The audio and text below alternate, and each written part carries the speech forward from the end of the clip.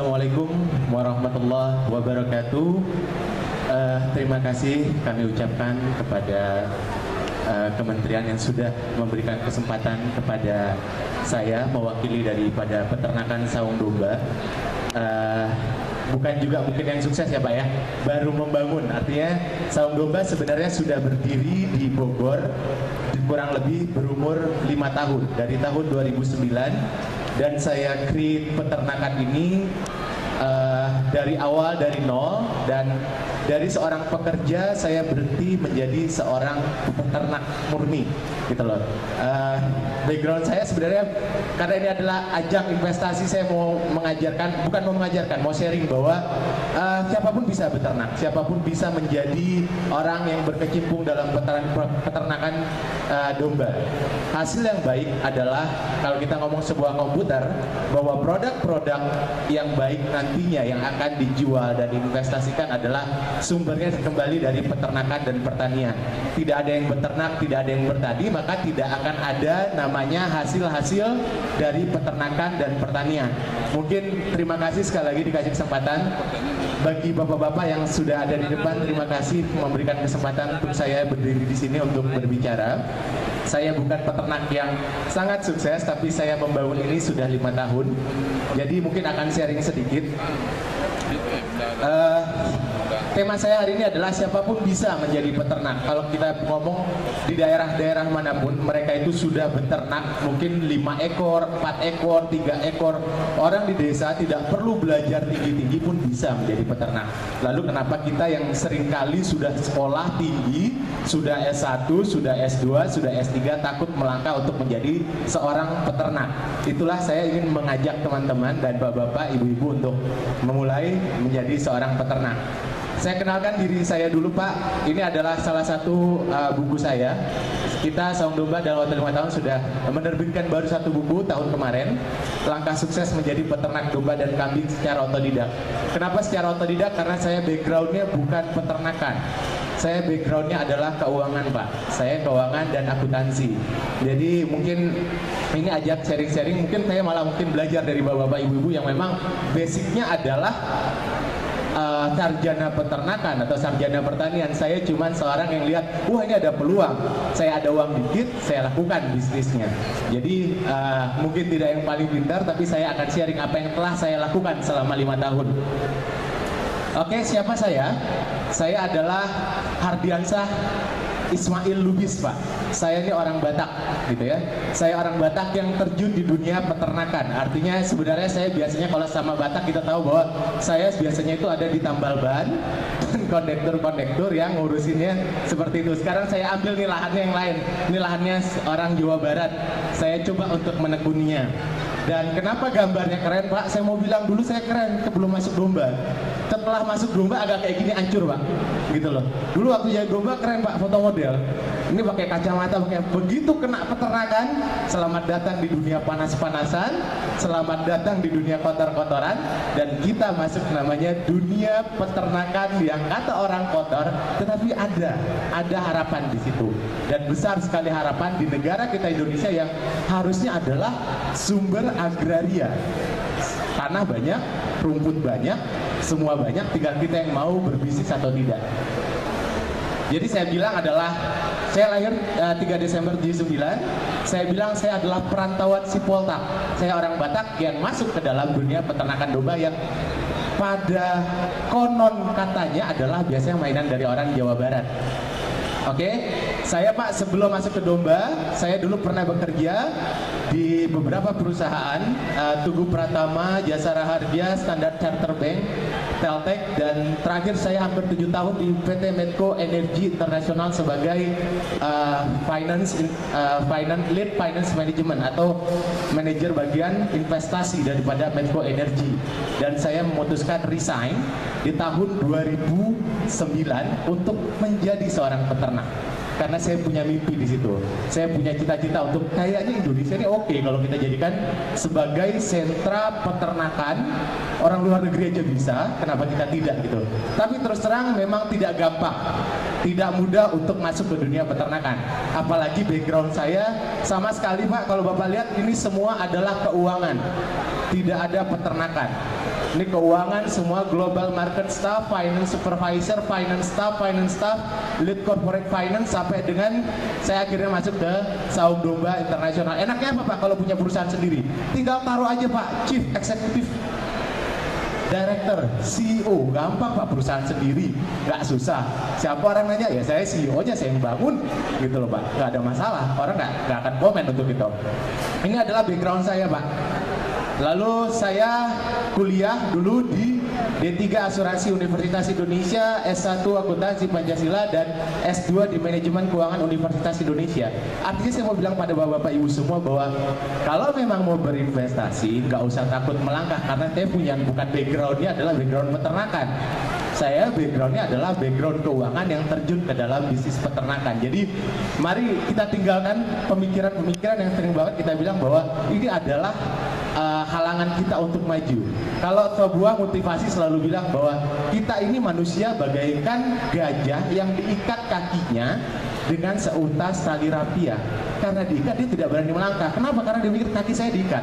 Gitu loh. Saya mau bilang di sini bahwa mari kita tinggalkan background. Saya orang Batak, harusnya saya ngurusin kondektur, saya harus ngurusin tambal ban dan lain-lain. Saya masuk ke dunia peternakan domba. Nah, saya bilang lagi, saya bukan orang peternakan.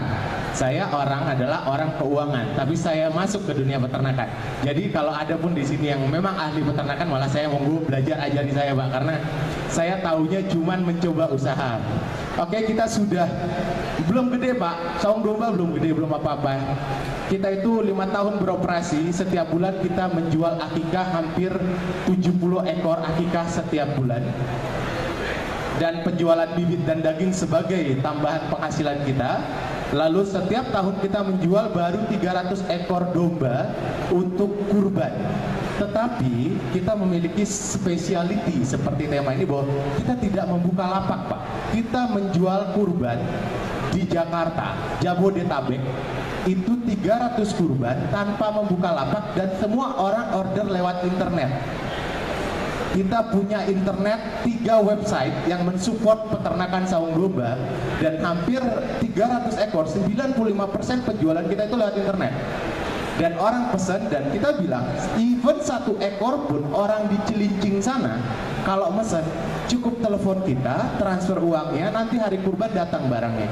Mereka tidak lihat lagi kurbannya seperti apa, mereka tidak lihat lagi ternaknya seperti apa, tapi itu kita bangun 4 tahun Pak, luar biasa. Di tahun pertama saya beternak 60 ekor, yang dijual cuman 30 ekor, dan itu keluarga semua Pak, karena nggak ada yang mau beli, nggak ada yang percaya. Orang jualan kok nggak bisa. Kenapa akhirnya saya melarikan ke internet? Karena di tahun pertama, alhamdulillah setelah Bukalapak saya kecolongan 10 ekor di hari pertama. Dan itu pelajaran luar biasa. 10 ekor dikali 2 juta, 20 juta sampai 25 juta karena ada yang gede, padahal untung 1 ekor pun belum di lapak. Tapi itu adalah pelajaran Pak. Semenjak itu saya berlari bahwa oh ini tidak oke, saya harus punya speciality, saya harus punya perbedaan. Saya bikin lewat internet Pak. Akhirnya hari ini kita punya 3 website. Pertama adalah saungdomba.com yang setiap hari itu dikunjungin hampir 1.000 orang peternak domba yang ada di Indonesia, dan di situ kita konsultasi. Yang kedua, kita punya akikah saung domba yang menggawangi penjualan hampir 70 order setiap bulan. Dan yang ketiga adalah kita punya warung domba. Kita mengembangkan lagi bahwa kita menjual semua alat-alat, obat-obat dan hasil produksi yang berhubungan sama domba. Insya Allah tahun ini kita lagi belajar, tadi saya bawa beberapa contoh. Kita juga lagi belajar untuk membuat, kenapa kita nggak bikin burger dari domba. Ini kebetulan baru dari sapi Pak, kita coba. Kita lagi mau bikin dari domba burger, lalu kita akan coba pasarkan bagaimana. Lalu juga kita coba bikin bakso nantinya rencananya dari daging domba, gitu loh. Jadi one case adalah bagaimana berternak, yang kedua adalah bagaimana menjual ya Pak ya. Nah nextnya kita punya penjualan obat dan alat ternak, itu pun online. Tidak ada Tidak ada, tokonya ada Pak. Kita punya kantor yang di situ kurang lebih tim kita ada 6 orang, 5-6 orang yang mengurusi semua hal ini. Dan toko omset kita alhamdulillah Pak belum gede. Kita cuma sebuah peternakan tapi setahun kurang lebih kita punya hampir 1,5 M omset kita. Walaupun bukan ngomongin net income tapi omset kita sudah sampai 1,5 M. Artinya saya mau berpikir bahwa jangan bilang bahwa sebuah peternakan itu tidak bisa menghasilkan apa. Mungkin kalau sapi gampang ngomongnya Pak, mungkin ayam gampang ngomongnya. Tapi kalau kita ngomong domba, mungkin bapak-bapak sekarang kenalnya bukan domba tapi kambing dan lain-lain. Tapi ini domba.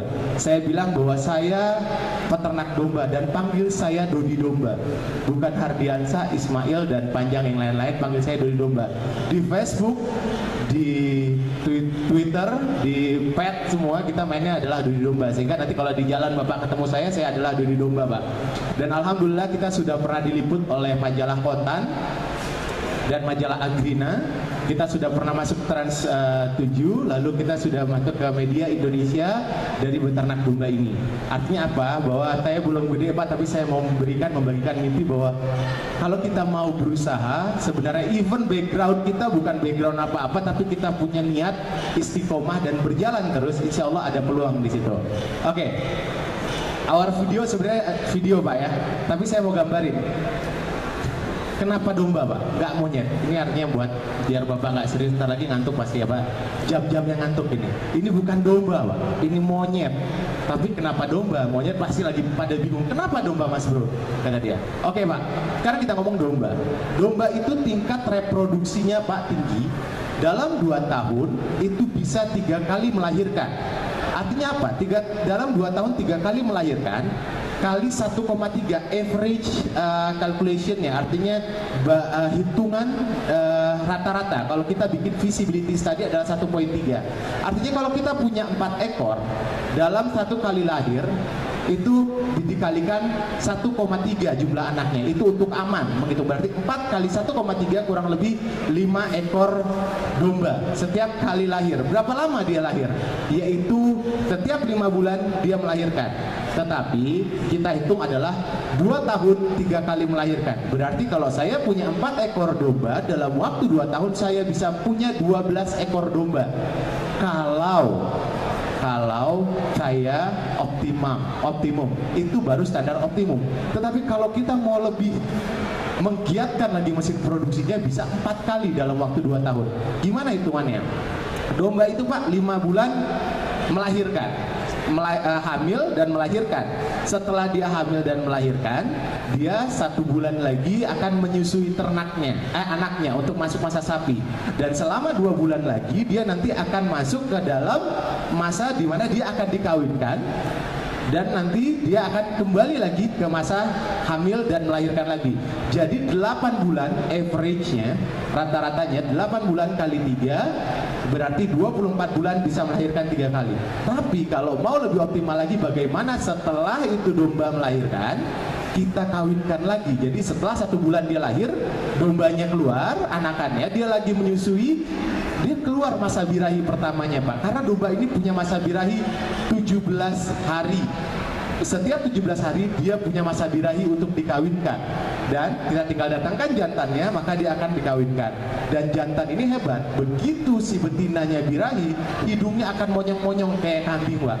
Jadi wah, wangi kata dia, luar biasa. Dari jarak 5 meter dia sudah tahu nih, wah domba luar biasa. Nih ada yang manggil Pak katanya. Jadi domba lari dari jauh, dia datangin maka dia akan kawinkan. Domba ini luar biasa Pak, 1:10. Mungkin dulu obat kuat belajarnya dari domba-domba ini gitu. Jadi 1 jantan untuk 10 betina gitu loh. Tetapi walaupun 1:10 dia tetap setia Pak. Jadi dia hanya akan mengawinkan domba-domba yang lagi masa birahi.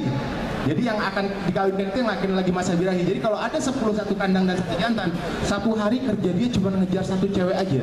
Dia bilang saya harus dapat cewek ini dan saya harus mengawini cewek ini. Baru besok dia rubah lagi. Makanya kita bisa dalam metode pengawinan domba 1:10. Bisa 1:20, bisa 1:30. Tapi semakin gede, rasio kegagalannya semakin tinggi.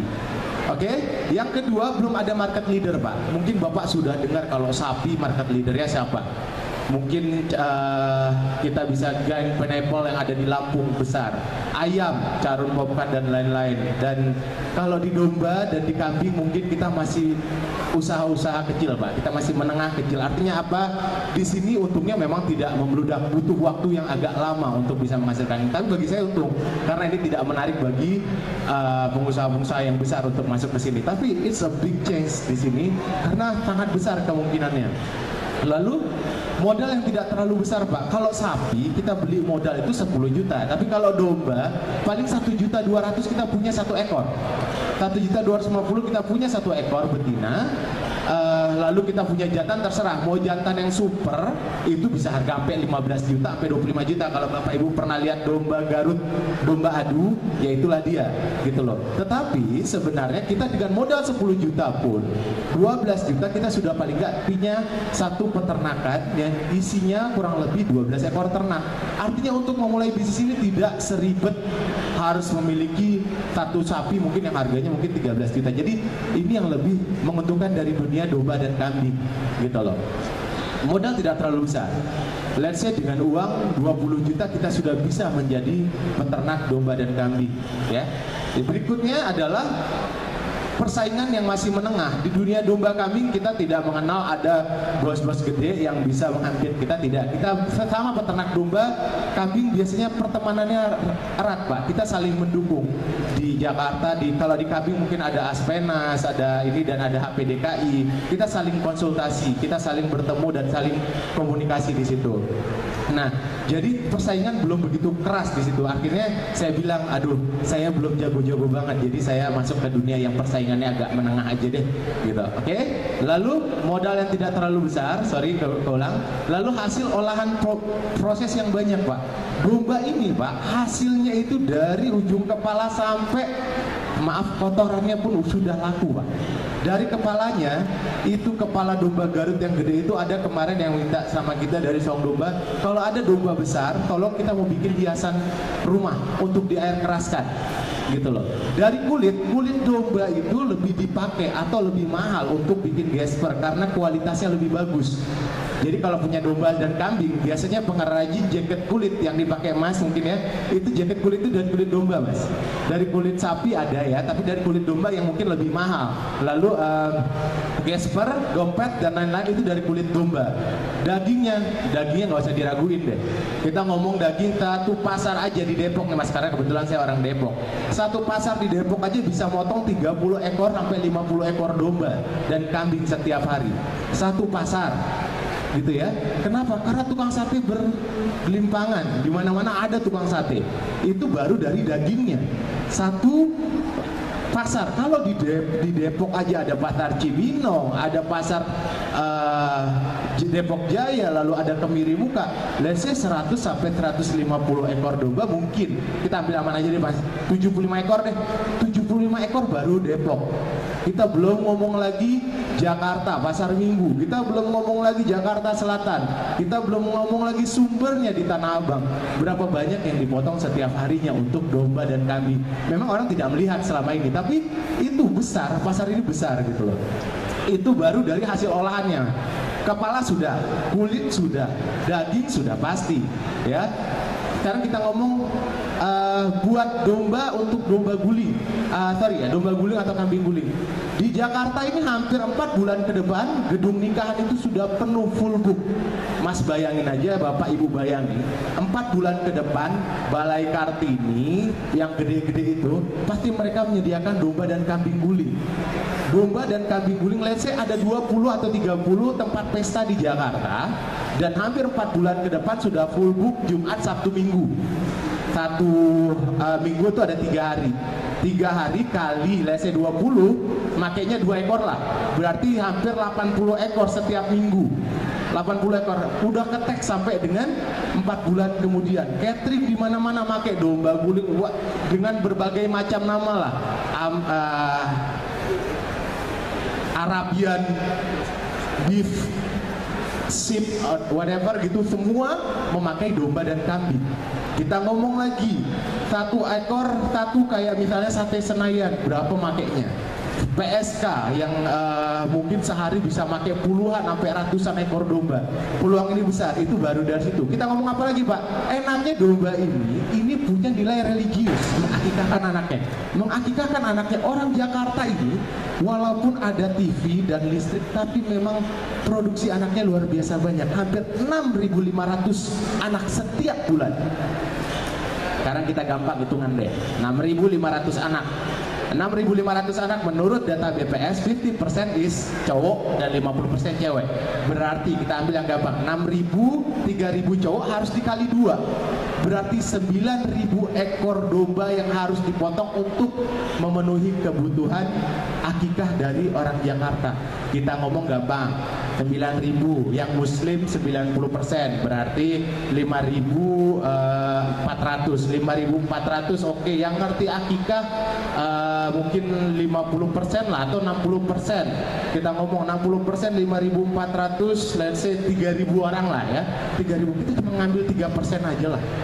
Udah capek Mas motong 300 ekor domba setiap bulan, itu udah capek. Pasar ini luas, gak usah susah gitu loh. Kalau ngomongin marketnya luas, tapi saya bilang, oke, itu baru dari akikah. Dari kurban, kayaknya kalau dari kurban itu setiap tahun Mas kayaknya cinta banget sama kami peternak domba. Cuma ingatnya pas kurban doang gitu loh. Pas kurban tukang domba, tukang kambing, tukang domba rame di mana-mana gitu loh. Nah, ini peluang. Domba berapa banyak yang pada hari itu kayaknya adalah penjajahan domba dan kambing di seluruh Indonesia. Semua mati pada saat yang bersamaan. Jutaan.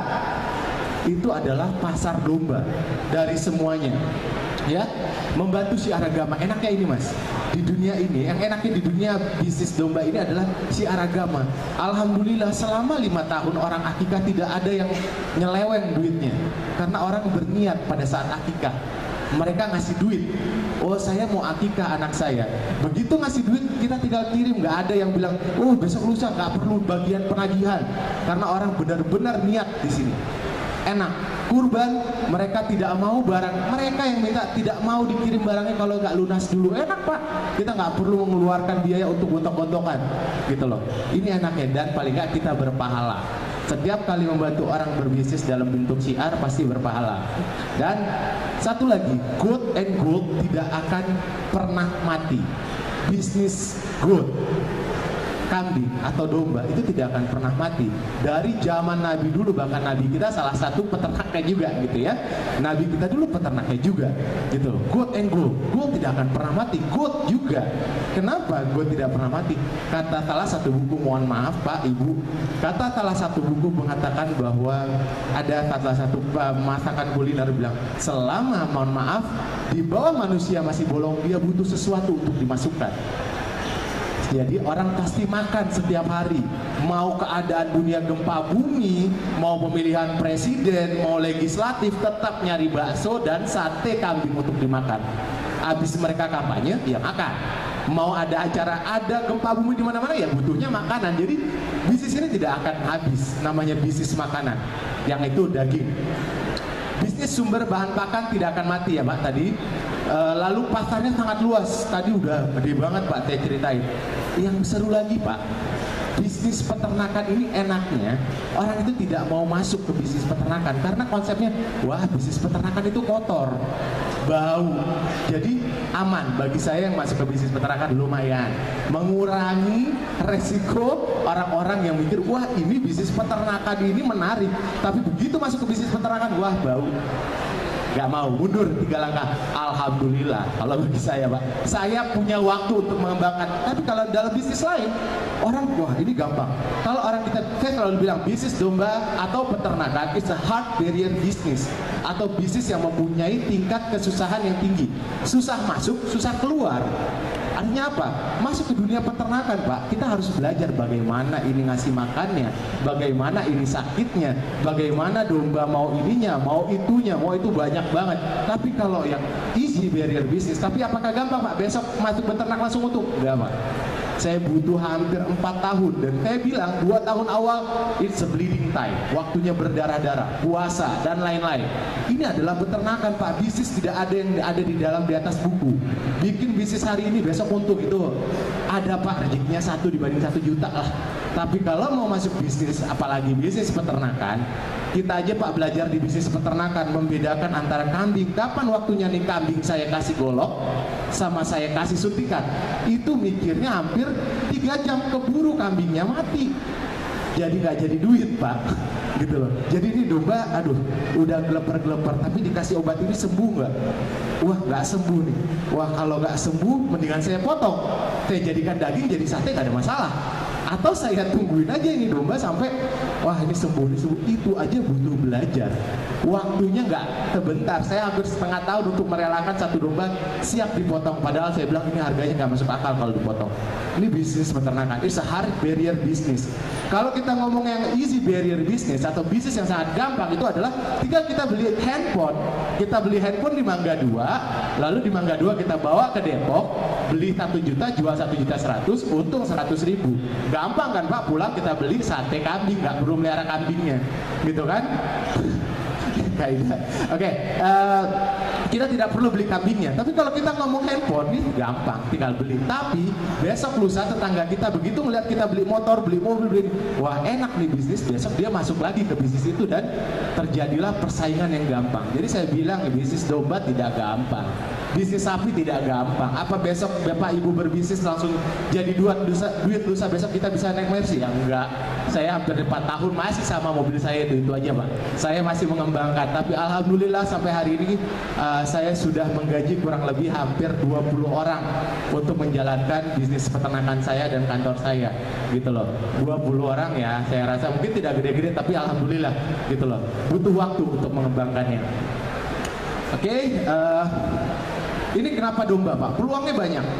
Daging banyak, kurban, akikah, saya bilang akikah tadi cukup banyak. Lalu apalagi Pak, kebutuhan dalam negeri aja itu hampir 5,6 juta domba setiap tahun. Tapi pertanyaan saya gampang Pak. Peternak mana yang menghasilkan domba? Peternak besar mana? Atau industri mana yang bisa menghasilkan domba sebanyak ini? Nggak ada, karena kita masih kecil-kecil. Artinya apa? It's a big opportunity Pak Bu. Besar peluang di situ, tapi tergantung kita. Saya selalu bilang bahwa bisnis ayam luar biasa Pak. Rumah kita makan ayam setiap hari berapa banyak? Kita makan sapi tiap hari berapa banyak? Tapi apakah kita bisa masuk ke dalam bisnis itu dengan gampang? Tidak. Kita butuh waktu, kita butuh effort, kita butuh link dan lain-lain. Artinya peluang besar, tapi bagaimana apakah kita bisa mendapatkan atau tidak itu tergantung pada kita mampu atau tidak untuk mendapatkannya. Yang kedua, kembali saya bilang tadi bagaimana produktifnya orang Jakarta menghasilkan anak sebanyak 6.500 anak setiap bulan. 6.500 anak setiap bulan, sehingga peluang akikah luar biasa besar. Belum lagi tingkat pendidikan. Semakin kemari Pak, Ibu, orang itu semakin sadar bahwa memang akikah itu penting. Orang itu memang harus berakikah. Orang itu harus berkurban. Semakin pintar orang, semakin orang punya pendapatan lebih, mereka akan semakin gampang untuk mengeluarkan uang untuk ke ini. Jadi apa? Ini bisnis lagi growing up. Mereka akan ke arah sana, akan semakin besar. Lalu Arab Saudi aja itu sudah meminta, ini informasi dari sesama peternak, bahwa sudah meminta ke Indonesia kurang lebih untuk kurban 2,5 juta kurban dari minta di Indonesia. Daripada kita ngomongin dari luar, kalau Indonesia mau bareng-bareng gitu ya, kita kembangkan bisnis ini bareng-bareng, lalu menghasilkan ternak-ternak yang bagus, dikelola oleh kementerian dengan bagus, maka insya Allah kita, kenapa tidak, kita yang mengekspor 2,5 juta domba ke Arab, kita yang mengembangkannya. Lalu kampanye Doka sebagai target pendidikan dan lain-lain. Ya, oke, saya bilang ini, saya peluangnya adalah dari total consumption, meat consumption di Indonesia, domba itu baru 2%. Artinya ini masih peluang besar untuk naik. Semakin orang mengerti domba, enaknya domba, mulai timbul namanya sate domba Afrika, sate domba Garut, sate domba ini, sate domba itu. Semakin orang mengenal domba ini, pasarnya akan semakin naik. Artinya peluang semakin besar. Di ayam ras pedaging 53%. Insya Allah ini akan growing up, naik target kita. Lalu yang aneh Pak, pada 2010 ini menurut data BPS, itu 2010 itu pertanian itu 41%, sekarang 39%, 2010 ke 2011. Artinya Kalau nggak kita yang mengembangkan pertanian dan peternakan, kita akan hilang citra diri kita sebagai negara agraria atau negara yang penuh dengan rempah-rempah tanah yang sangat baik ya Pak ya. Lalu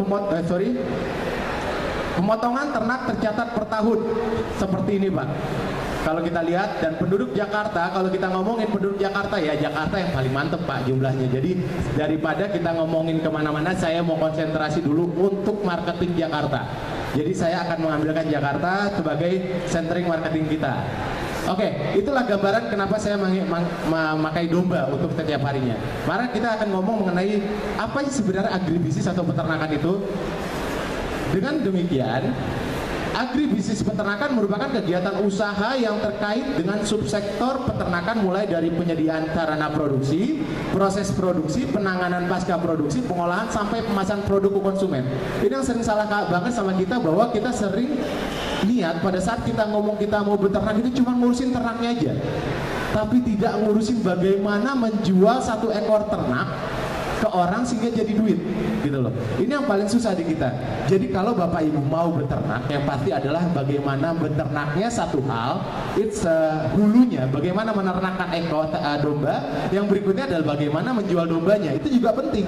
Percuma Bapak Ibu mampu hebat luar biasa beternak domba, lalu menjual satu ekor aja nggak mampu. Untuk orang bisa mengakui bahwa saya tukang domba, ini aja berat Pak. Saya waktu dulu kerja untuk ngakuin bahwa saya tukang domba, saya dulu kuliah dan sekarang jadi tukang domba itu berat. Mentalnya agak down gitu loh. Karena apa? Wah, dari orang yang bekerja lalu mau ke dunia peternakan.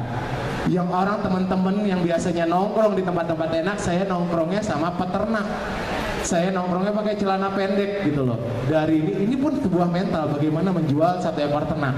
Saya ingat sekali pada tahun-tahun pertama saya menjual kurban, untuk ada saudara-saudara saya yang bantu mau jualan beli kurban di tahun pertama. Kalau tidak ada Pak yang beli kurban. Itulah mentalnya. Tapi next kita sampai dengan detik terakhir di tahun kemarin, pada saat kita jualan, orang mesen lagi domba itu, kita bilang kita nggak mampu jual karena kita tidak punya stoknya. Ya, oke. Ini apa sih sebenarnya peternakan domba Pak? Gampang lah, sama dengan kambing sama sapi. Ada dua hal. Pertama, hulu. Hulu adalah bagaimana menghasilkan domba yang bagus, tapi ingat, yang efisien. Percuma punya domba besar tapi mahal, nggak bisa kejual. Bagaimana caranya mendapatkan domba dengan harga yang efisien? Punya jantan, it's a simple thing Pak, gampang. Punya jantan, betina, kawinkan, diperiksa kehamilannya setiap bulan. Kalau perlu dikasih prenagen biar bagus. Bercanda Pak, jangan serius. Ini dikasih prenagen biar tingkat kehamilan tingkat janinnya bagus gitu Pak. Tapi jangan diterapin Pak, itu bercanda. Nah ini dikasih prenagen tadi ya biar kuat, lalu dia hamil gede, lalu punya anak, anaknya masuk sapi, sapinya mulai ada jantan betina, kita pilih yang bagus dan yang jelek, yang mana jadi biang, yang mana jadi tidak biang, yang mana jadi pemacek, yang mana jadi betina atau enggak. Untuk daging baru kita gemukkan, lalu kita bilang yang bagus larikan menjadi biang lagi. Yang bagus buat domba adu kita jual jadi domba adu. Domba adu Pak harganya luar biasa, dari 15 juta sampai 45 juta untuk satu ekor domba. Itu yang ikut domba adu. Daging udah pasti kita udah ngomong tadi. Tukang sate Pak bersebar banyak di mana-mana tukang sate. Lalu kurban sudah pasti pasarnya. Akikah sudah pasti pasarnya. Kalau Bapak Ibu mau masuk ke dalam bisnis ini ada dua hal, hulunya atau hilirnya. Pertama, masuk hulunya, hulu peternakan atau hilir peternakan. Hulu menciptakan produk yang baik dan murah. Yang kedua, bagaimana menjualnya. Jangan salah Pak, sering banget teman-teman kita yang memulai peternakan terlalu konsen dengan bagaimana menghasilkan produk yang baik aja, tapi mereka tidak mau menjual dombanya atau kambingnya, sehingga mereka tidak punya cash flow yang bagus untuk bertahan hidup selama mereka beternak. Ini ya Pak ya. Jadi pada saat memulai peternakan, ingat juga bagaimana menjualnya. Jangan hanya bagaimana beternaknya, tapi bagaimana menjualnya. Nextnya, kita masuk ke pada start berdomba. Hulunya, apa sih hulu peternakan domba Pak? Gampang. 3 hal yang penting dalam peternakan domba. Saya rasa hampir di semua peternakan sama Pak. Hal yang pentingnya cuma 3 ini. punya bibit domba yang bagus, punya perawatan yang bagus 30%, bibitnya 30%, perawatannya 30%, pakan 40%. Kenapa konsep ini harus masuk begini? Saya selalu menganalogikannya kepada mobil. Bapak ibu punya mobil Avanza di rumah dan dibawa mobilnya, itu mesinnya udah paling kenceng memang 160 Pak. Akselerasinya memang segitu, tapi Bapak paksakan menggunakan Pertamax Plus yang gede banget, itu emang larinya udah maksimalnya segitu. Jadi apakah itu efisien? Mungkin tidak efisien. Kenapa? Tapi kalau Bapak bandingkan, Bapak memang punyanya Mercedes-Benz yang mesinnya memang larinya 300 km per jam, akselerasinya memang bagus, Bapak kasih Pertamax Plus, ya mungkin larinya kencang. Sama dengan peternakan, dengan bibit yang bagus, Bapak kasih pakan yang bagus, ternaknya cepat, gede, dan efisien. Tapi begitu ternaknya jelek, Bapak kasih pakan yang bagus, ya ini pemborosan. Jadi memang betapa pentingnya bibit yang bagus 30%, perawatannya 30%, dan pakannya 40%. Inilah poin dari semua peternakan Pak. Lalu apa sih peternakan itu kerjanya? Sama Pak. Ini kambing ya Pak. Mungkin Bapak Ibu kali belum kenal apa sih domba. Sudah pernah dengar ya Pak? Domba Pak? Domba sudah pernah dengar? Udah ya Pak ya? Mudah-mudahan kalau orang Jawa Barat sudah pernah dengar nih. Oke, ini bukan domba Pak, ini kambing. Jangan salah. Ini kambing ya. Saya mau ngasih tahu aja biar gak ngantuk. Ini kambing. Apa bedanya domba sama? Ini kuda, bukan kambing. Yang kambing itu yang ini Pak. Nah, salah. Ini domba. Ini domba Pak. Tapi bukan yang ini Pak. Yang ini kebetulan manusianya yang merawat domba. Nah, inilah domba dan kambing. Karena apa bedanya domba dan kambing? Mari kita lihat. Domba dan kambing secara fisik gampang Pak. Bisa kita lihat dia tinggi ke atas, lebar ke samping, dia lebih pendek ya. Lalu kalau kita ngomong apalagi sifatnya, domba tuh, kambing itu tenang, tidak seperti berantem domba. Kalau domba itu memang petarung Pak. Bapak kasih temennya aja sebelahan, mereka nggak mau ngobrol, mereka maunya berantem.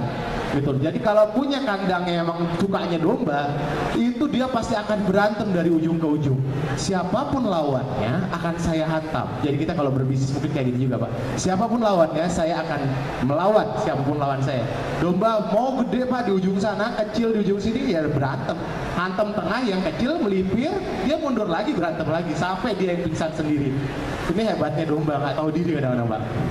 Oke, bau. Kalau kambing bau, kalau domba tidak berbau. Kenapa? Karena kambing punya, ini sering banget persepsinya yang agak berbeda. Saya punya kurang lebih sekarang hampir 500 ekor domba di Bogor. Itu tidak dibandingkan dengan saya punya satu kambing bandot jantan, itu baunya yang 1 ekor dibanding yang 500 tadi. Gitu. Karena kambing punya perengus, tetapi ada peternakan yang memang sudah sangat efisien. Artinya mereka sudah menggunakan IM4, artinya sudah bagus, sudah terawat bersih juga ya. Tapi dibandingkan domba dan kambing, domba tidak berbau, kambing berbau. Ya. Lalu bulunya tipis Pak, kalau domba tebal. Tapi ini yang sering menjadi kesalahan bagi kita, bahwa bilang, wah kalau saya beli kurban, saya ditipu nih sama bulu domba, kayaknya bulu domba menutupi. Pak, saya potong bulu domba, saya kiloin paling cuma 1/4 kilo. Yang ketipu siapa? Gitu loh. Ini masalah kecil gitu loh. Domba itu tidaklah sampai 3 kilo menipu daripada bobotnya sendiri. Bulunya ya Pak ya, tipis. Lalu daging domba itu lembut Pak dibanding sama kambing. Kenapa? Ya karena saya suka domba, saya ngomongin domba pasti lebih lembut. Enggak Pak, it's a simple thing, gampang. Yang suka kambing, kalau kita bilang peternak itu adalah domba punya nama, kambing punya, domba punya rasa, kambing punya nama. Kenapa? Kita ngomong aja luar negeri Pak, Eropa, Australia, manapun, kita selalu ngomong mengenai lamb chop, lamb stick, lem uhu atau apa, pokoknya semua lem aja gitu loh. Ini ngomonginnya lem gitu loh. Bagaimana lem itu adalah domba itu memang secara internasional sudah diakuin. Australia lem ya, kita ngomong Eropa mereka makannya lem. Artinya apa? Kita pakai aja orang luar negeri. Orang luar negeri itu sangat sensitif terhadap bau dan rasa gitu loh. Mereka begitu rasanya bau dikit udah mereka nggak mau makan. Begitu dagingnya nggak lembut mereka udah merasa. Kenapa enak domba? Karena domba is marbling.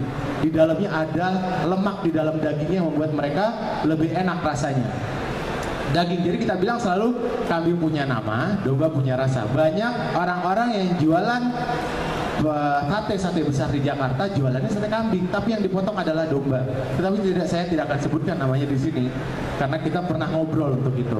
Tanduknya Pak, kalau Bapak lihat domba pasti tanduknya cakep. Jadi biasanya kalau lihat tanduk domba muter, berputar-putar. Kalau kambing lurus, ya. Oke, itu Pak, gambaran bedanya domba dan kambing. Apa sih sebenarnya makannya Pak? Kalau mau ngomong makannya gampang Pak. Ya biar kita mikirnya gampang aja Pak, namanya juga berbisnis banyak kan. 30% dari 30 kilo berarti cuma 10 kilo. Lalu apalagi makanannya ada dua Pak. Pertama hijauan, yang kedua pakan penguat. Konsep dari pakanan ternak ini hijauan 10% dari ternak.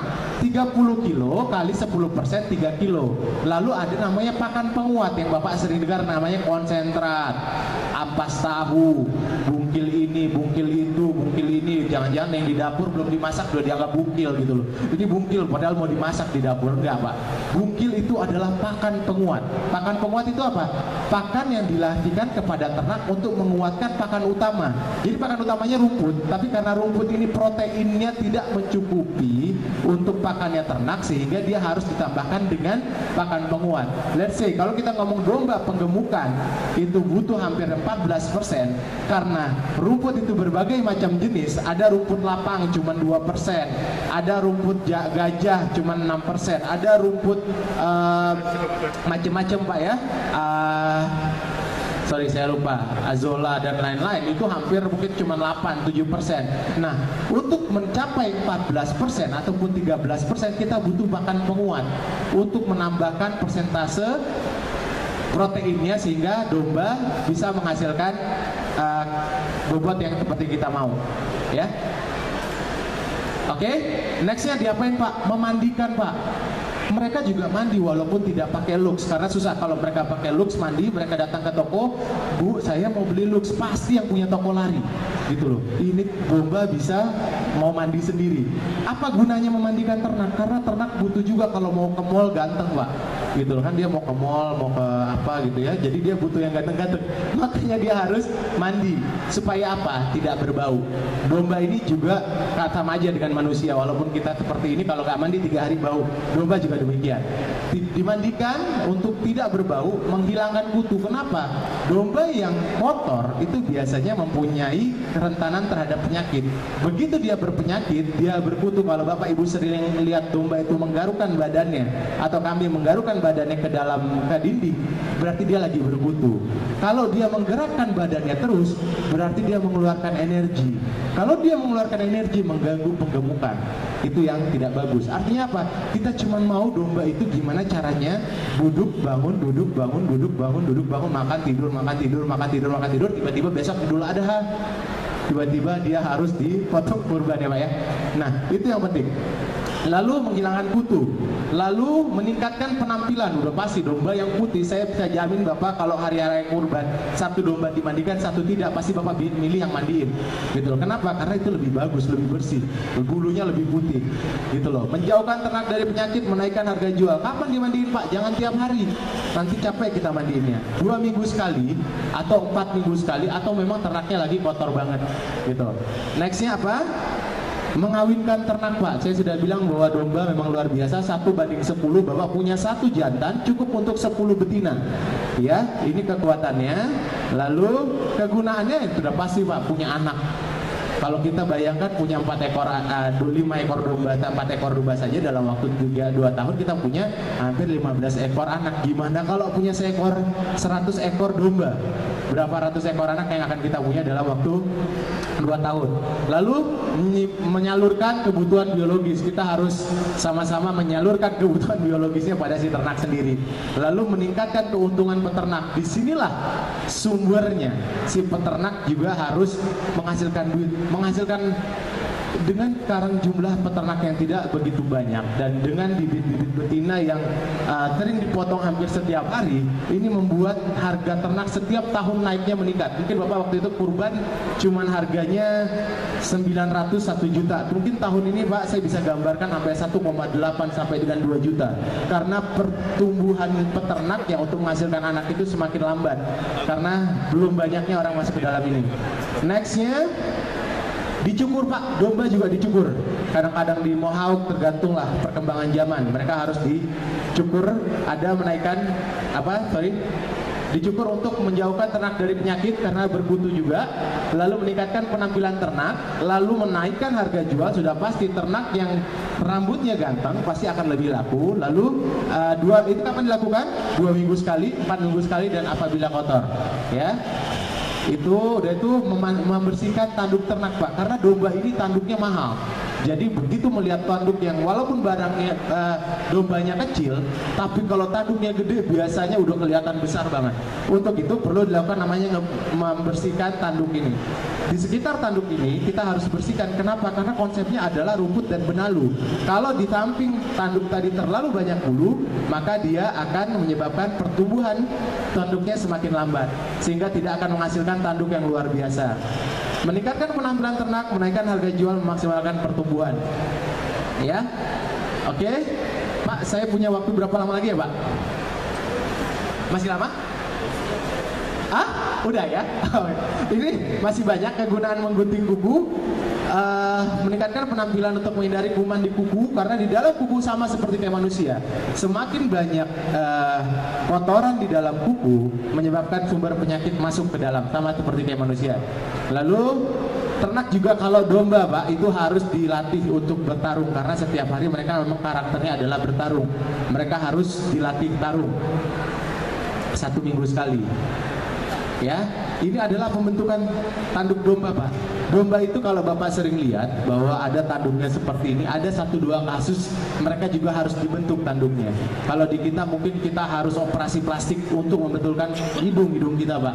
Nah, kalau ini dia harus melakukan kegiatan membelokkan tanduk-tanduknya sehingga membentuk tanduk lebih bagus dan harga jual lebih baik. Ujungnya dari semua kegiatan beternak cuma satu, Pak. Hasilkan ternak dengan penimbangan bobot, mengetahui perkembangan bobot ternak, mengevaluasi kinerja, mengantisipasi. Artinya apa?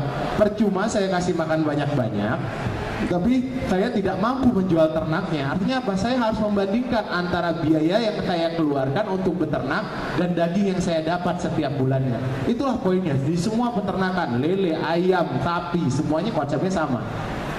Semua kegiatan kita memandikan dan lain-lain adalah untuk membuat mereka gemuk dengan ongkos yang semurah mungkin. Ya, itu akhirnya kita akhir bulan bisa tahu perkembangan seperti apa. Jadi sukses di hulu atau memproduksi ternak adalah bagaimana menggemukkan ternak. Semua biaya itu kurang lebih per ekor ternak di bawah, kalau bisa 40.000 ke bawah, tapi kita bisa menghasilkan minimum 2 kilo setiap bulan pertumbuhannya, gitu ya.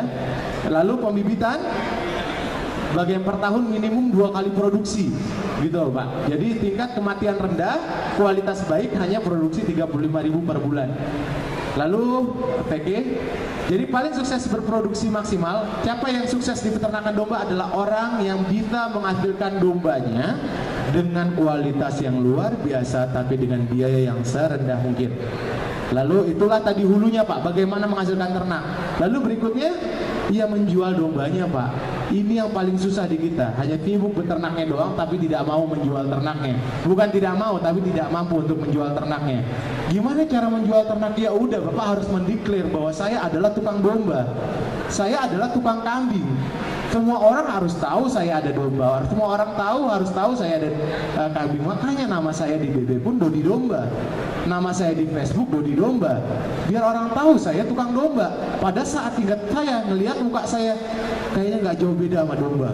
Akikah, kurban, daging, dan sate dan lain-lain gitu loh. Bagaimana kita mau menjual kalau orang nggak tahu kita itu tukang domba? Yang paling sering dari kita, kamu peternakan apa? Palu gada, sapi ada, ayam ada, kambing ada, kelinci ada, atau apa. Orang lupa sebenarnya yang dihasilkan ini produksinya apa. Nah, saya spesiality, saya tidak menjual kambing, Pak, karena saya mau dikenalnya sebagai domba, dan saya Dodi Domba, seperti itu. Nah, apa yang dihasilkan ini adalah yang umum. Jualan ini aja udah bagus, Pak, udah oke. Jualan kurban oke. Sorry, ini salah nyusul kemana-mana. Ini jual betina oke. duitnya jual bakalan oke, kurban oke, lain-lain oke, tapi asal mampu menjual. Punya ternak bagus tidak mau jual ya percuma, tidak mampu jual ya percuma. Makanya harus mampu menjual ternak. Semua orang harus tahu saya tukang domba. Semua orang ngerti kalau kurban nyari domba ya sama si Bodi, si tukang domba yang mukanya nggak jauh beda gitu loh sama domba-domba yang dia jual gitu loh. Walaupun mungkin kalau secara karakter tubuh mungkin ini karakter tubuh sapi, tapi bukan domba gitu loh. Jadi harus ngerti ya, saya domba Pak gitu loh. Ini adalah akikah kurban loh, banyak Pak yang bisa dimasukin marketnya. Lalu apa sih yang bisa dikembangin Pak? Domba, it's domba, kita jual kayak gitu bisa. Tapi kalau kita mau lebih kreatif, bisa Pak. Saya sampai menjual obat-obatan. Kita pernah ngirim obat-obatan domba kambing sampai ke Malang, Bali dan lain-lain lewat website. Lalu kita jualan akikah lewat website. Kita jualan nasi goreng sampai dengan apa lewat website. Lalu kita sekarang lagi coba untuk bikin burger bakso. Kalau mau lebih heboh lagi Pak, bikin domba yang pakai sado. Lagi musim di Garut, anak kecil naik domba, cuman dipakein andong domba gitu loh. Ya lumayan, kali 5.000 kali 10 anak 50.000 Pak. Kasih tukang yang jaganya 20.000 dalam sejam ya 30.000 kali 30 hari ya. Kalau emang diniatin berbisnis di situ, maka kita harus fokus di situ dan mengembangkan di bisnis itu.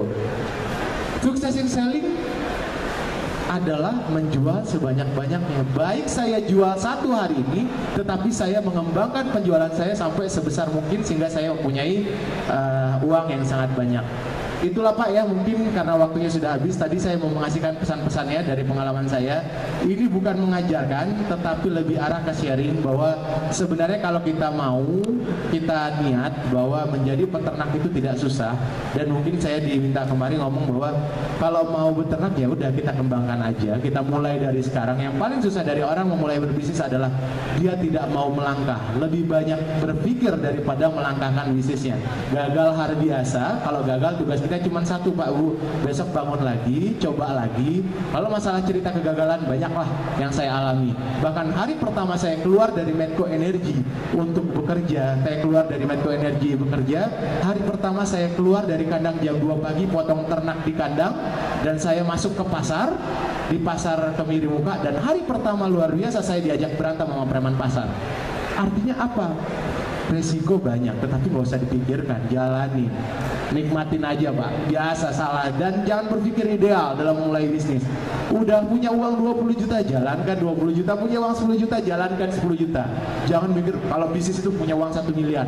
Itu yang menurut saya agak sedikit miss mengenai bagaimana membangun bisnis. Mulailah dari yang kecil dan mulailah dari sekarang. Kayak udah haji nih. Mulailah dari yang kecil, mulailah dari diri sendiri, dan mulailah sekarang. Itu aja mungkin Pak pesan dari saya. Mudah-mudahan bermanfaat. Mohon maaf ini tidak menggurui tapi lebih ke arah sharing. Billahi taufiq wal hidayah. Wassalamualaikum warahmatullahi wabarakatuh.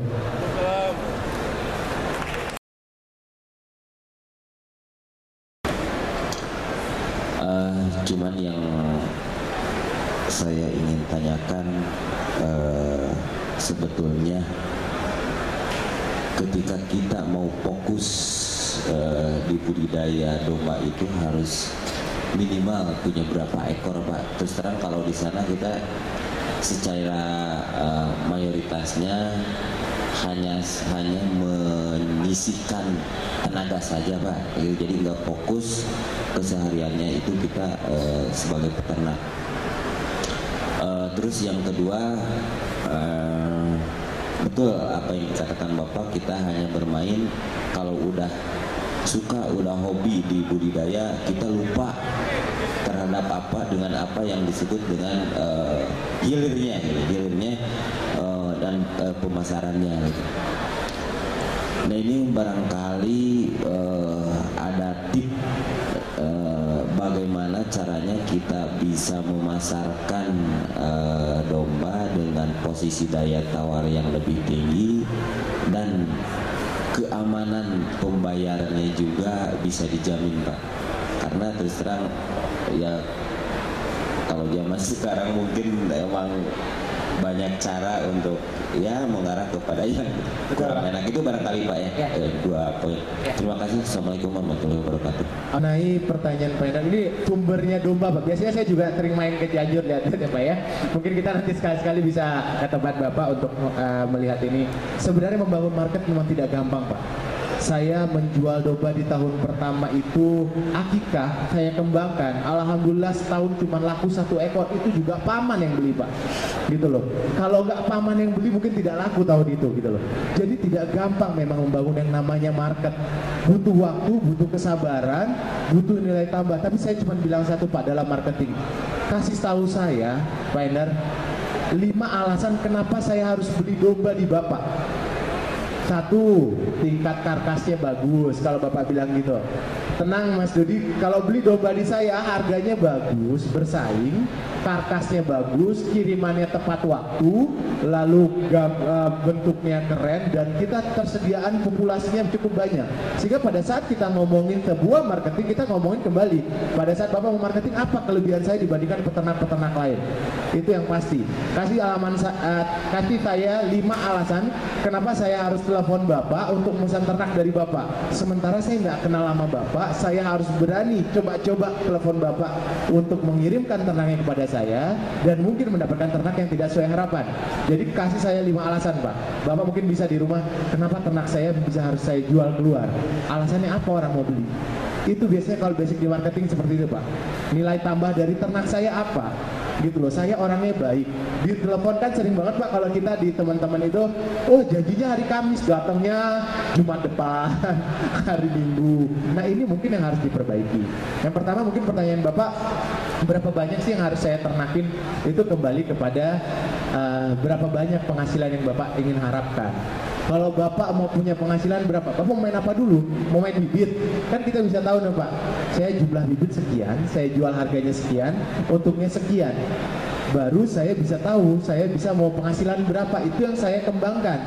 Gitu loh, karena saya tahu teman-teman juga menganggap bahwa peternakan ini selama ini sampingan ya Pak ya. Artinya pulang dari nyawa, arit sebentar, kita arit. Sebenarnya ke populasi domba itu kan memang sumbernya di Cianjur, Jawa Barat semua Pak. Keunggulannya domba-domba di sana semua. Kalau memang dilihatkan serius, ya Bapak serius itu. Saya harus produksi sehari sekian. Saya harus, kalau saya pakai 1 tenaga kerja, berarti kalau gajinya berapa? 1.800.000. 800.000 Bapak harus bagi dulu. 800.000 mampunya berapa dia ngarit? 12 karung. 12 karung ngarit. 12 karung itu mampu nernak berapa banyak, gitu loh. Ya, di situ baru Bapak bisa menentukan, gitu. Mungkin saya nggak bisa ngasih tahu Pak berapa banyak yang harus Bapak ternakan, tapi tergantung kepada Bapak mau berapa penghasilannya. Berapa banyak Bapak harus beternak. Saya mau mainnya di, ada orang cuma hidupnya dari domba tangkas Pak, kalau Bapak tahu ya. Cuma melihara 3 ekor, cuman itu terus yang dihasilkan ternak yang terkenal domba tangkas saja. Atau ada yang tipikalnya adalah domba daging. Jadi dia mengumpulkan dari teman-temannya atau dia beternak sama teman-temannya, lalu dia yang menjualkan. Jadi ini sangat bergantung kepada Bapaknya kembali. Mengenai tadi itu Pak, berapa banyak saya nggak bisa ngasih tahu, kecuali Bapak sendiri yang bisa ngasih tahu biaya produksi berapa, tenaga kerja berapa, atau saya sendiri. Kalau saya sendiri harusnya untung besar Pak, saya melihara 10 ekor aja udah lumayan, tapi setiap bulan harus keluar, karena itu sumber penghasilan saya. Bagaimana cara menjual 10 ekor setiap bulan? Bapak harus mengembangkan nama dulu. Pak Hendar adalah peternak domba yang bisa diandalkan. Semua domba-domba dari dia tingkat karkasnya bagus, tidak ada kebohongan. Kenapa Pak? Peternak lain mungkin ada bohong. Sebelum dikirimkan ke kita dikasihkan makan wortel, biar gemuk gitu ya, padahal itu menipu kiloan gitu. Banyak kan Pak?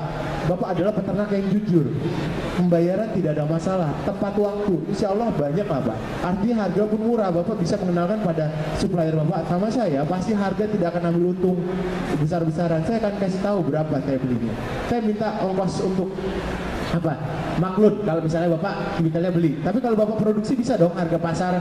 Saya kejar harus di bawah harga pasar nih. paling nggak saya harus ada spread margin, ada perbedaan harga sehingga saya dapat untung gitu loh. Tapi Bapak harus terkenal dulu kalau mau menjual ternak. Terkenalnya bukan artinya harus gede, artinya di sekeliling Bapak aja deh. Mereka tahu Bapak penghasil ternak yang bagus, murah dan berkualitas.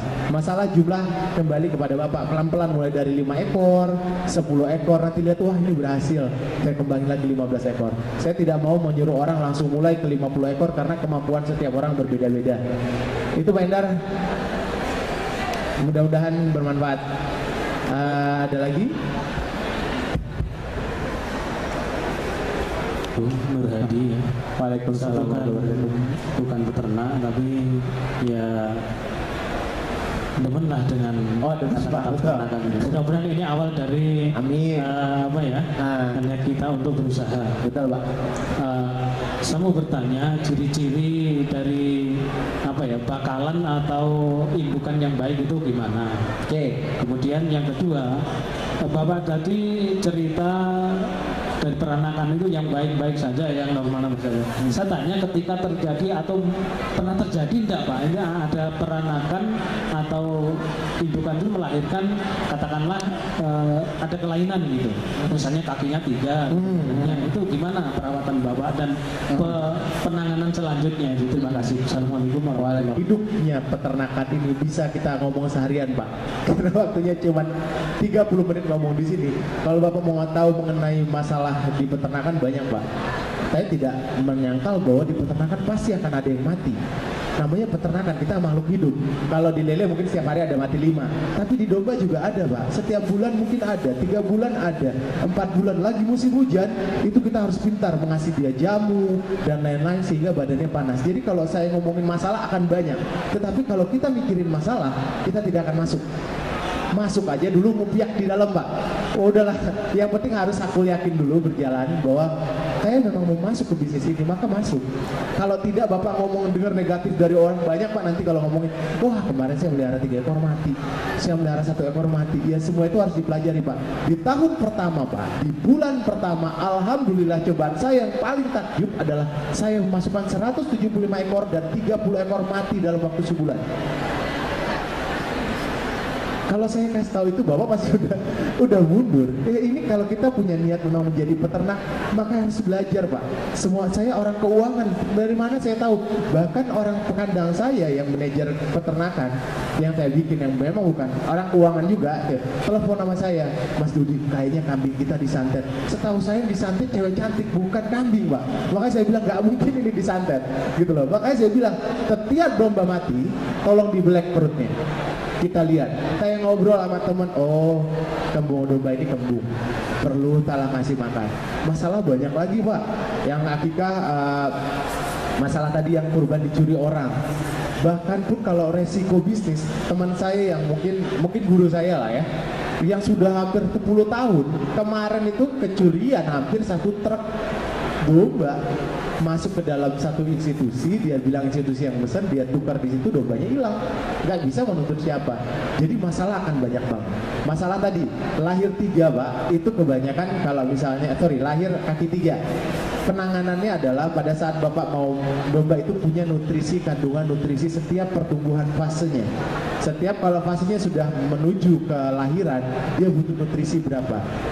Kelainan anak itu ada 1 case, 1-2 case yang memang nasibnya kayak gitu. Tetapi secara logika itu terjadi kekurangan nutrisi. Artinya si ternak tidak mendapatkan nutrisi yang baik karena tidak dikasih prenagen Pak ya. Kalau ibu-ibu hamil lagi itu pertumbuhan janinnya kuat gitu, dikasih nutrisi yang bagus, dikasih vitamin A, B, C, D, E yang bagus, vitamin B kompleks dan lain-lain sehingga si ternaknya itu tumbuh sempurna.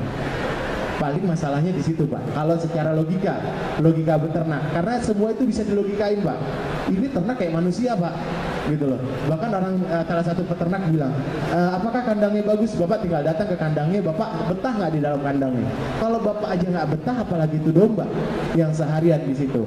Sangat logika banget Pak. Jadi kalau masalah yang 3 kaki tadi Pak, ada dua pilihannya Pak. Pertama saya akan tetap gemukan, saya tata besarkan, biasa dia menyesuaikan diri, dia akan jalan dengan 3 kaki. Tapi kalau mau dibantu pun ada alat bantu-bantu yang biasanya kita bikin pakai kayu-kayuan atau yang roda-roda dorongan itu Pak. Tapi itu juga jarang sekali, tidak praktis. Tapi kita gemukan karena domba adaptif, dia akan sesuaikan, dia akan berkaki 3 hidup.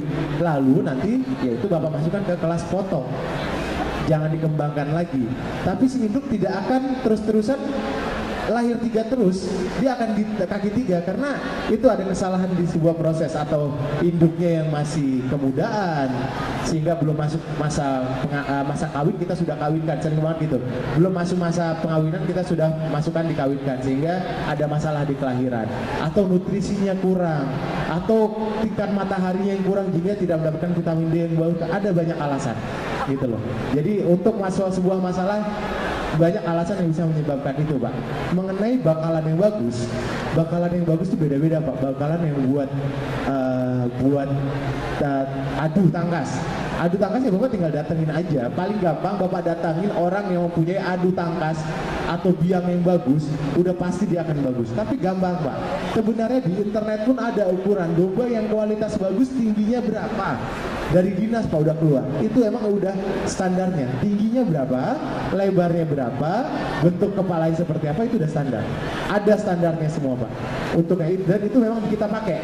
Jadi kalau memang yang udah bagus, misalnya kayak betina bagus untuk penghasil bibit, kita maunya 70 tingginya, gitu loh. Karena tingginya pada saat dia umur masih birahi pertama, tingginya sudah bagus, sudah hampir 70 cm. Gitu loh. Jadi kalau kita mau bakalan yang bagus pada saat umur 4 bulan atau 3-4 bulan, bobotnya udah hampir 18 kilo atau 17 kilo. Artinya dia sudah bertumbuh sesuai dengan umurnya. Berarti ini tidak kuntet, ini tidak jelek. Tinggal kita meningkatkan terus sesuai dengan fasenya. Gitu loh. Jadi itu sebenarnya ada Pak. Bahkan di buku-buku ada ataupun di internet ada. Tinggal ngelihatnya kalau bayi mata itu sangat subjektif. Nanti kalau Bapak udah lama di dunia domba Pak, orang domba ngelihat aja nggak perlu nimbang, 15 kilo bagus, 4 bulan ini oke. Itu sangat berjalannya waktu. Tapi kalau untuk awal-awal semua textbook, Bapak lihat dulu, nanti lama-lama. Kalau orang kambing Pak ngelihat bisa nimbang, nggak pakai timbangan, diangkat aja dia bisa tahu bahwa itu beratnya 18 kilo, 25 kilo, nggak perlu pakai timbangan. Gitu loh. Itu akhirnya berjalannya waktu. Tapi untuk awal ada di internet, ada di buku yang menyatakan domba yang bagus untuk bibit tingginya berapa, beratnya berapa. Gitu. Ada lagi Pak itu ya? Ada yang belum jawab Pak ya? Udah ya Pak ya? Terima kasih Pak. Mohon maaf kalau kurang lengkap, tapi kurang lebih itu yang bisa saya jawab. Ya. Atas waktu yang diberikan, saya Ibu Safni dari Padang, Sumatera Barat. Orang awak Bu ya? Iya ya. Yes.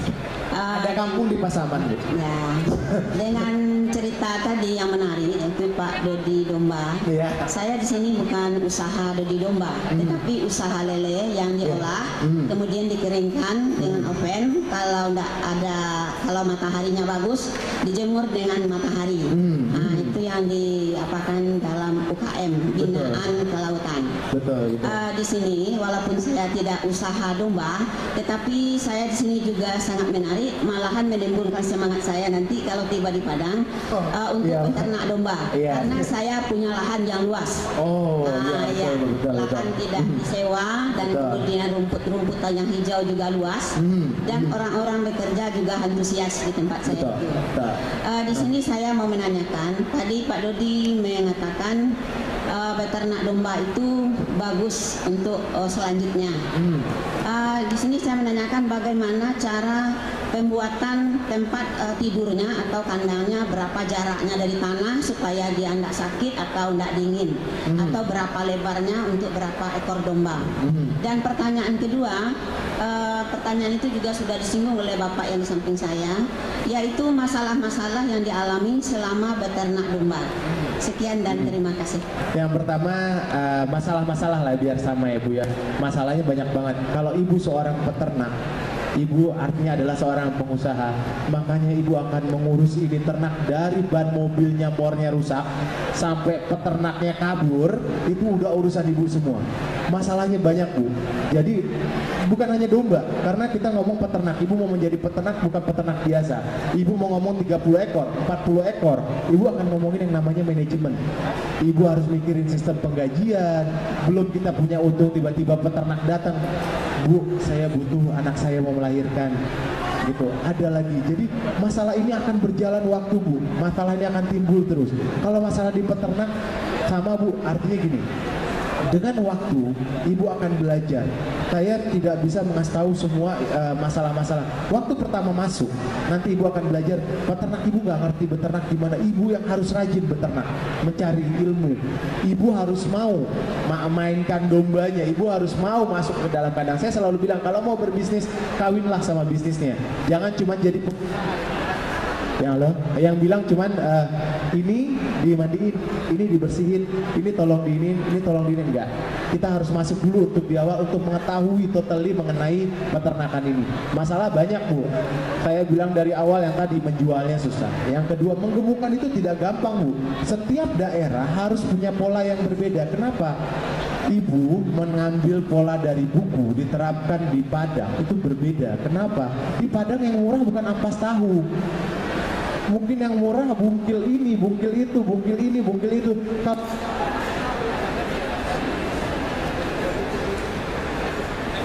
Ibu, ya, karena di Jakarta yang murah itu. Jadi saya selalu bilang tidak bisa meniru sebuah peternakan blek dari satu kandang dipindahkan ke Padang, nggak bisa. Ibu di sana harus belajar dulu selama 4 bulan. Karakter orang Padang ini begini.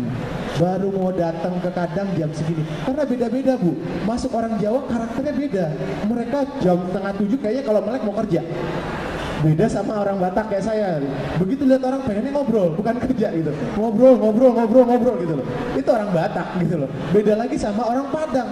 Begitu lihat kita ya mungkin dia lihatnya baju, jualan baju gitu kan, karena karakter orang Padang ya jualan gitu. Jadi setiap karakter itu menyebabkan pola yang berbeda, meribukan sistem yang berbeda. Jadi kalau dibilang bagaimana memulainya, yang paling pertama adalah menjalankan. Masalah nanti akan pelan-pelan terlihat bu. Dan itu ibu harus dinikmati. Karena saya bilang ini hard barrier bisnis yang masuknya susah. Ibu harus masuk dulu, lihat masalahnya apa, rapikan. Tidak bisa masuk tiba-tiba menganggap semua situasi ideal. Makan gampang, pegawai teratur, mobil tidak ada bocornya, jalan tidak rusak, lalu pengiriman gampang, lalu obat gampang didapat. Tidak segampang itu. Masuk sambil dipikirkan dulu. Pada saat masuk yang paling penting adalah dipikirkan adalah bagaimana konsep kita. Ibu mau pembibitan, mau penggemukan, mau ngadu tangkas, atau mau apa, sehingga itu mempengaruhi akan apa yang akan ibu buat. Gini, kayak ibu tadi, kita lanjut ke masalah berikutnya. Masalah saya bingung kalau ibu mau nanya masalahnya apa aja, banyak bu, gitu loh. Jadi nanti tiba-tiba ibu bingung. Pada saat ibu lihat domba ibu itu melahirkan dan gak keluar-keluar, ibu jadi bidan domba yang pertama. Tanpa sarjana, ibu masukkan tangan ke dalam pantatnya, ibu tarik ternaknya. Ya itu semua proses learning by doing gitu loh. Berjalannya waktu akan belajar bagaimana menernakan ternak keluar dari perutnya domba. Kapan domba ini masa birahi, ibu bisa melihat domba ini lagi birahi sehingga ditaruhkan jantannya untuk dikawinkan. Sehingga ini semua butuh waktu. Jadi sambil berjalan. Masalah nanti ibu lihat. Ibu itu gunanya saya bilang dalam artikel-artikel saya ataupun dalam buku bahwa banyaklah berbicara sama peternak. Karena ilmu yang paling banyak adalah di orang yang sudah melakukan ternak, apalagi di daerah ibu. Kalau saya di Padang, ngobrol sama orang Padang yang sudah beternak, karena mereka udah tahu, tanggal segini ini cuacanya nggak bagus, kita jangan kasih makan ini. Tanggal segini pegawai biasanya pulang karena lagi ada barale atau apa ya bu ya, mereka harus balik lah dulu kan. Nah itu beda-beda. Jadi tidak ada pola yang sama. Kalau ibu minta sistem yang baku, tidak ada bu, gitu loh. Ibu harus menerapkan. Karena apa? Karena domba belum kayak sapi, pakannya pasti ada di mana-mana, enggak. Domba itu harus mengembangkan sendiri, cari itu, masalah akan banyak. Mengenai bagaimana ukuran kandang itu tergantung kepada mungkin 1 meter sampai 1,5 meter tingginya ke atas. Bentuknya adalah baterai. Karena apa? Karena domba nggak boleh kawin. Dia harus, kalau kawin dia keluar tenaganya, Lalu sampai ada konsep orang yang namanya di telurnya itu diikat ya Bu ya, tapi kita nggak mau karena kita tidak menerapkan itu, kita tidak mau. Nah, itu kandang disatu-satuin gitu loh, disatu-satuin supaya gemuk nanti pada saat hasilnya. Kalau ibu mau pembibitan ya nggak usah, ibu bikinnya koloni, satu kandang 10 betina, 1 jantan. Nanti ibu kawinkan, menghasilkan anak. Nah, karena saya punya 10 betina 1 jantan, saya kan harus punya planning bahwa nanti kalau anaknya ditaruh mana. Saya juga punya kandang baterai 5 biji karena ini anaknya kurang lebih sekian. Jadi kandang bagaimana yang akan dibentuk tergantung pada konsepnya mau apa. Saya mau pembibitan, saya mau penggemukan, saya punya lahan berapa banyak, saya mau apa. Kalau ibu punya lahan luas itu luar biasa Bu. Karena apa? Karena pakannya gampang.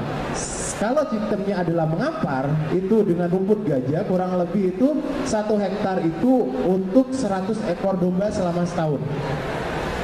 Ya, ibu nggak pusing artinya. Artinya dimakan yang sini, tumbuh, ini dimakan lagi gitu, itu 100 ekor domba. Tapi dibedain lagi Bu, kalau ibu pakai polanya adalah rumput yang lain, karena rumput berbagai macam jenis dengan tingkat protein yang berbeda-beda. Dengan kayak gitu ibu beda juga. Kalau dengan yang proteinnya sebesar X, ya, ibu ngasih konsentratnya yang ini. Kalau misalnya rumputnya gajah 6%, 7% berarti konsentratnya yang 4% gitulah. Jadi tergantung fasenya apa. Fase penggemukan maka dia butuhnya mungkin 14%. Fase mau melahirkan 17%. Itu yang akan ibu harus pelajari. Nanti ibu pelajari lagi. Nanti lama-lama nih banyak. Rumen domba ada 4. Oba masuk, retikulum dan bla bla blanya. Mulai ibu berpikir bagaimana meningkatkan protein tidak hanya dari pakan. Tambah IM4 supaya menimbulkan mikroba dalam perutnya sehingga menghasilkan pakan yang baik. Kurang lebih itu Bu gambarannya. Ya, terima kasih Bu. Maaf kalau tidak berhasil. Oke, itu aja. Terima kasih kepada Bapak Ibu yang sudah bertanya, sudah mau mendengarkan. Mohon maaf kalau ada kekurangan. Ini sebenarnya bukan mengajarkan, tapi lebih para sharing bahwa saya sudah lebih dulu untuk bermain domba. Mudah-mudahan bisa melihat domba dan kambing menjadi peluang yang bagus untuk kita semua mengembangkan dan berusaha di masa yang akan datang. Mungkin kalau Ibu Bapak semua mau kontak saya, mungkin ada di email atau di website saya. Datangi di www.saungdomba.com atau di akikah.saungdomba.com atau di warungdomba.com. Kita sangat ada online di situ dan tim kita di kantor memang mengelola semua pertanyaan dan semua kebutuhan mengenai seputar domba dan kambing. Itu aja dari saya. Billahi taufiq wal hidayah. Wassalamualaikum warahmatullahi wabarakatuh.